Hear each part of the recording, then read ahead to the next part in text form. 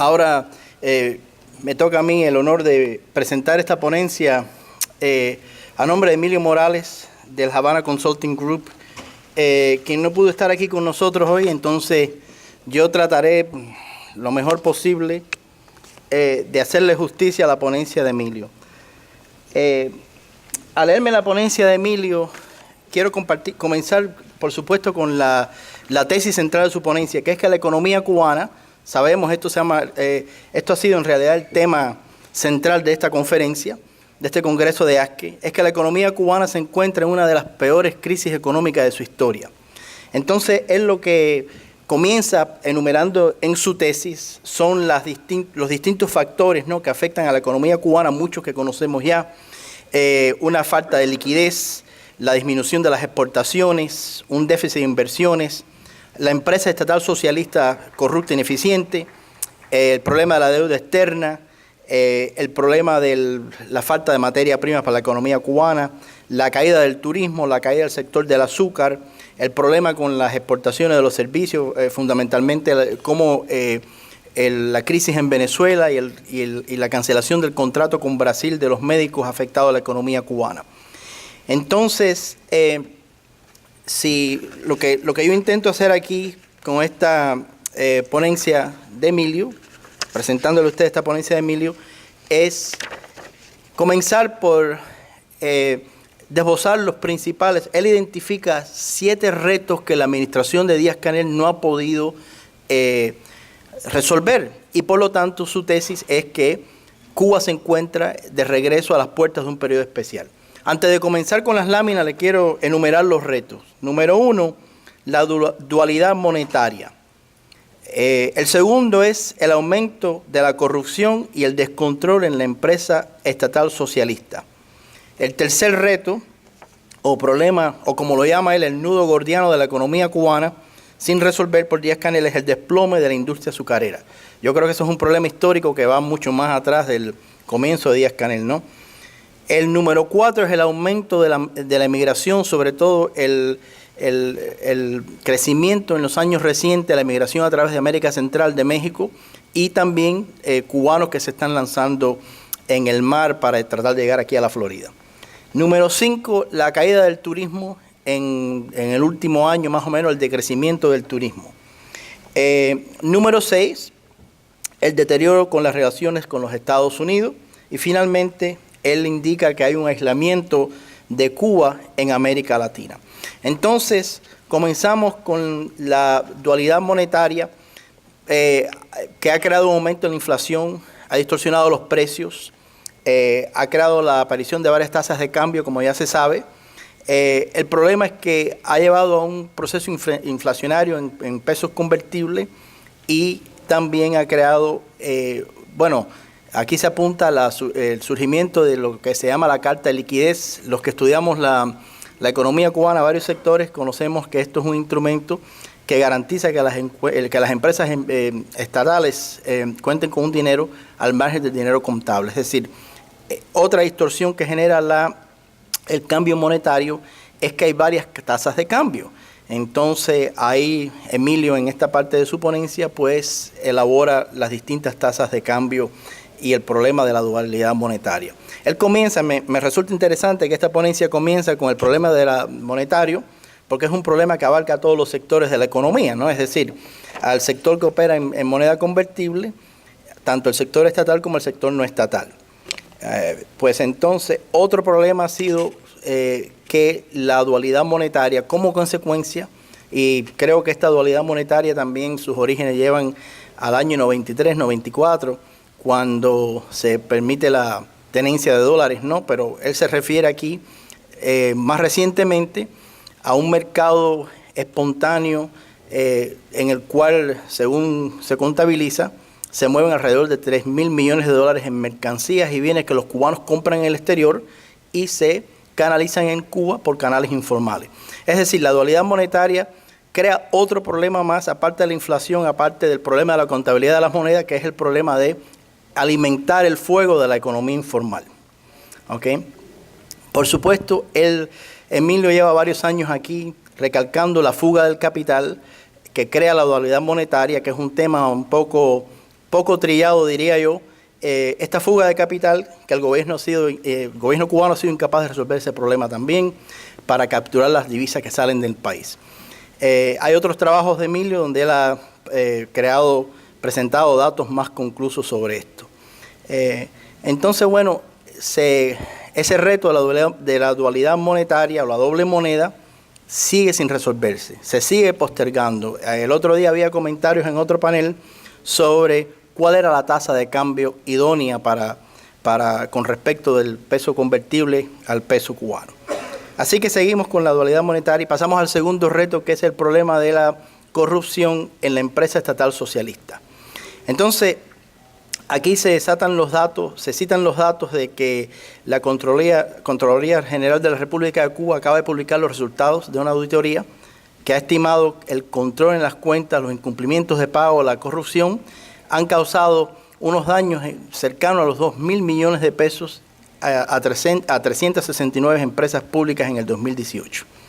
Me llamó mucho la atención las cifras que Emilio presenta en su ponencia, que quiero compartir con ustedes, elaborar un poco, y dice que según el informe, el 68% de los daños económicos fueron provocados por la cadena de impagos de empresas estatales. Hay una falta de contabilidad, sistemas contables fiables que crean todas estas pérdidas. También hay hechos delictivos, según los datos que él recopila aquí, y les presento que hubieron unas 1.427 personas responsables. Y bueno, aquí ustedes pueden ver en esta lámina el monto de eso. Entonces, las primeras causas de esta corrupción en la empresa estatal socialista, yo diría que es la naturaleza de la empresa estatal socialista, ¿no? La eficiencia que tiene, la falta de contabilidad fiable y que los documentos oficiales se amparan en los actos administrativos. Los sistemas automatizados no son lo suficientemente contables o fiables para poder resolver todo este problema. Y también en los faltantes y los desfalcos y los sobrantes con contacto físico de mercancía, lo que se cae del camión, etc.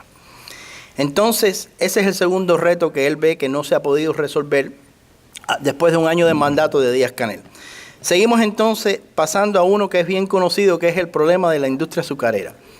Y me quiero detener un momento aquí para esta gráfica que ustedes ven, que me pareció muy importante, muy interesante, en el sentido de que Emilio recopila datos del 1905, ahí ven la gráfica ustedes, el crecimiento del 1905 al 1959, que es la línea vertical esa que aparece ahí, ¿no?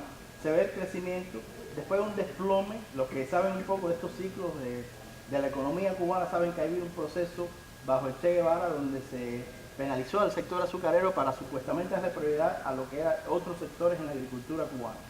Y después, bueno, viene la época soviética, que se ve después de la zafra de los 10 millones, en el año 70 se ve el crecimiento de nuevo de la producción azucarera, y después se ve el desplome ahí, lo pueden ver en el año 89, 90, y bueno, el resto es la historia que ya se ha hablado en otros paneles y que sabemos bien. Él identifica, y me parece interesante porque los que conocemos un poco el trabajo de Emilio sabemos que él se especializa en el tema de las remesas, la emigración, el turismo, etcétera. Y mira la importancia que le está dando al sector azucarero, es decir, como se reconoce que esto es un verdadero reto para la economía cubana, no solamente para Díaz-Canel ahora, después de un año de mandato, sino a largo plazo. Entonces, ahí pueden ustedes observar algunas cifras. Aquí le presentamos, bueno, mejor dicho, le presenta a Emilio, y yo lo hago a nombre de él, las cifras de producción en el año 58.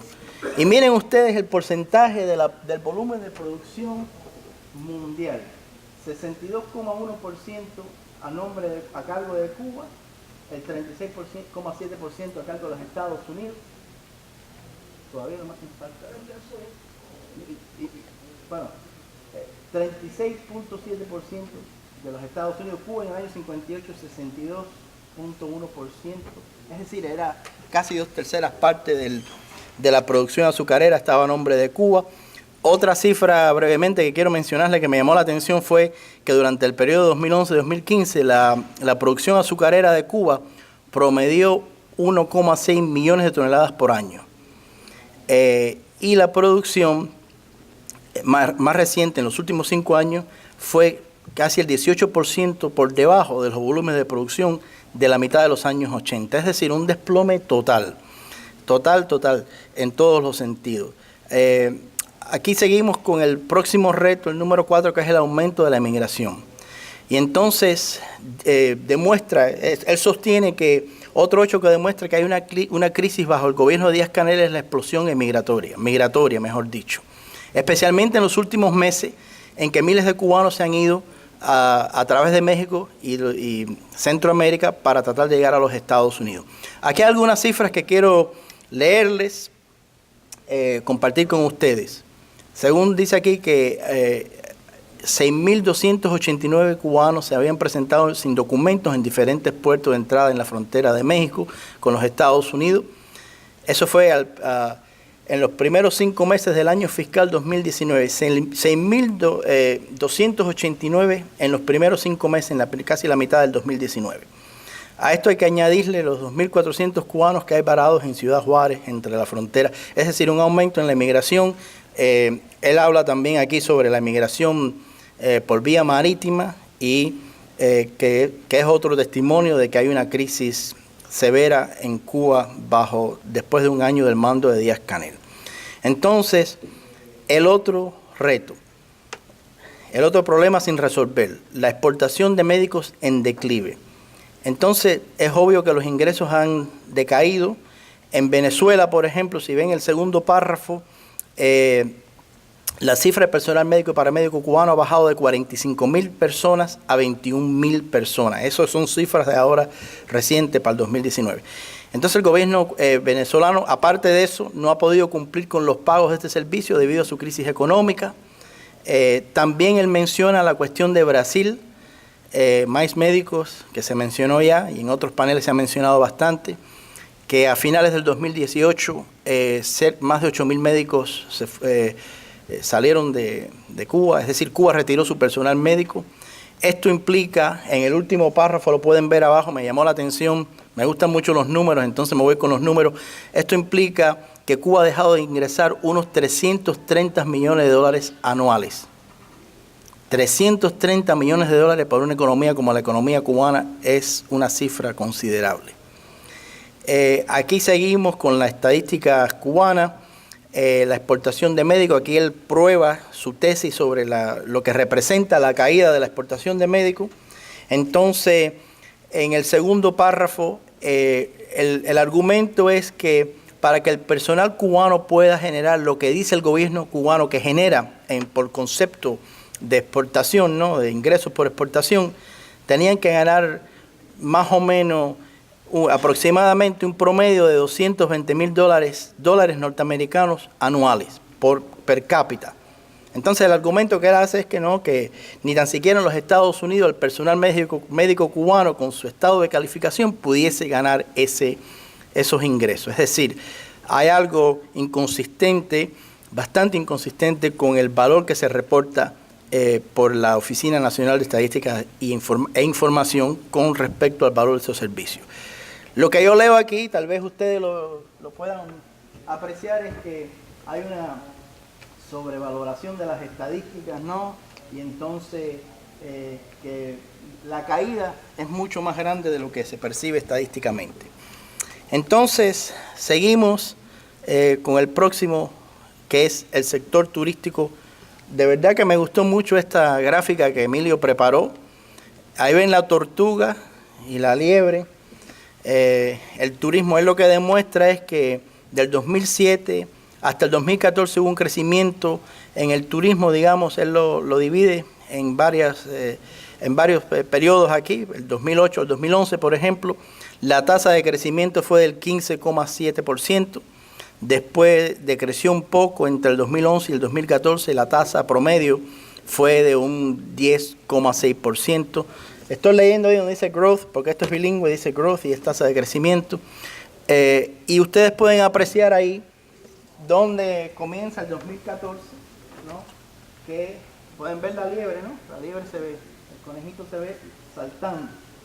El salto que hubo, y pueden ver también la serie de datos, de los números totales de visitantes, comenzando en 2014 3 millones, terminando en el 2017 4,7 millones, es decir, 4.689.000.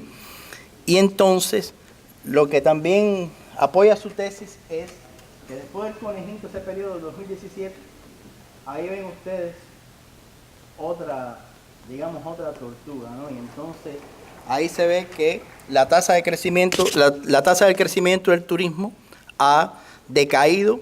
Por cierto, el promedio entre 2014 y 2017 fue de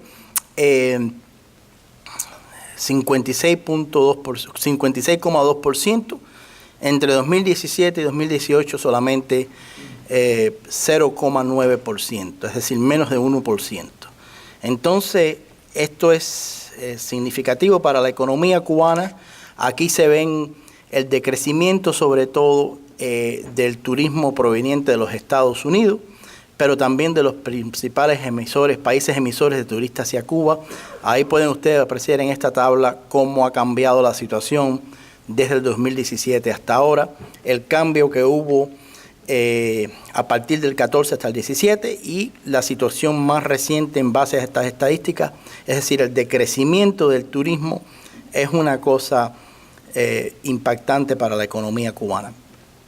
Entonces, aquí seguimos con Emilio prepara una especie de modelo de proyección de dónde más o menos pueden, si las tendencias actuales se mantienen, dónde puede caer el turismo. Y ustedes pueden apreciar en esta gráfica el declive, esto es un número, es una predicción, el declive que se espera, bueno, que él predice. Hay dos escenarios, uno positivo, uno negativo, y los dos son bastante alarmantes, inclusive el positivo es bastante alarmante.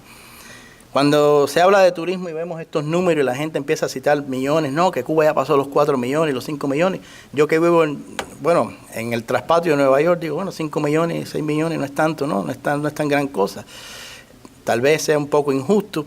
Y entonces me fijo en otros indicadores del turismo. Por ejemplo, en una presentación que tuvimos en el Billner Center en New York hace un par de meses, me tocó hablar un poco del turismo y como que es un tema relativamente nuevo para mí, pues me metí a hacer unas comparaciones y cogí a Cancún, cogí a Santo Domingo, y como que yo voy a Aruba de vez en cuando, pues también tiré a Aruba ahí para ver lo que salía. Y Aruba es mucho más eficiente, Aruba es una maravilla turística, la verdad. Y entonces cuando nos ponemos a hablar del crecimiento cubano y el decrecimiento y eso, yo creo que hay que verlo comparativamente. Pero bueno, no en balde a eso, esto es parte de la tesis de Emilio.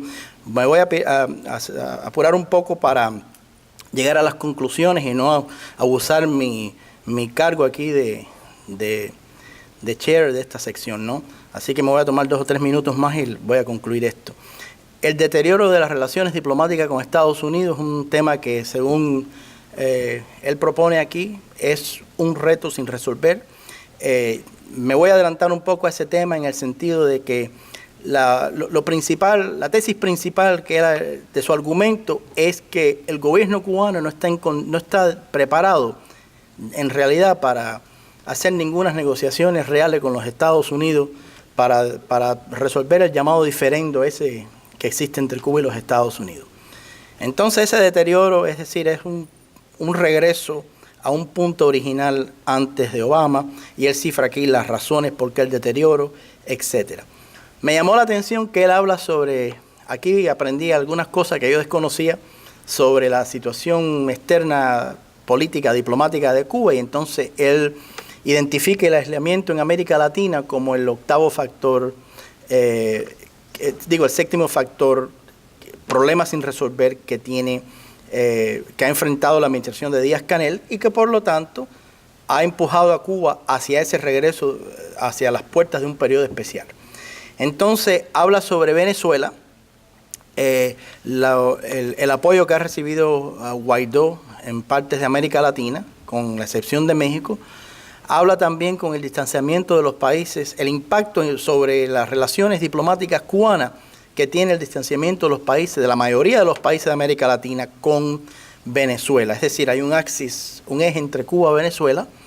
Creo que María Huerlao presentó al respecto en un panel sobre eso.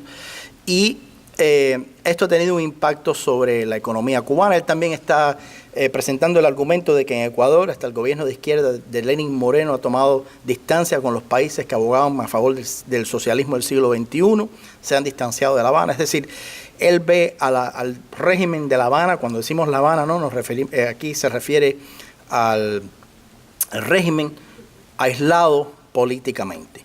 Entonces, bueno, fue rápido a las conclusiones. Su argumento es que la gestión económica de Díaz-Canel ha sido pésima. Cuba se encuentra ya a puertas de un nuevo periodo especial por las razones que hemos mandado, que he tratado yo de enumerar aquí en los 20 minutos más o menos que me he tomado, y que el gobierno cubano no está preparado para acercarse a los Estados Unidos. Yo creo que el factor aquí es que ese acercamiento tendría beneficios económicos para la economía cubana y que al fin pueden ver aquí la conclusión que más me llamó la atención fue que Díaz-Canel y su gobierno tienen una sola salida, es decir, facilitar una solución al tema de Venezuela, implementar verdaderos cambios estructurales. Yo creo que eso concuerda mucho con lo que Miriam Leiva expuso anteriormente y de momento pudiese ser la puerta de salida que evite que Cuba caiga en el ojo de una tormenta perfecta. Y con esto concluyo y les doy las gracias por su atención.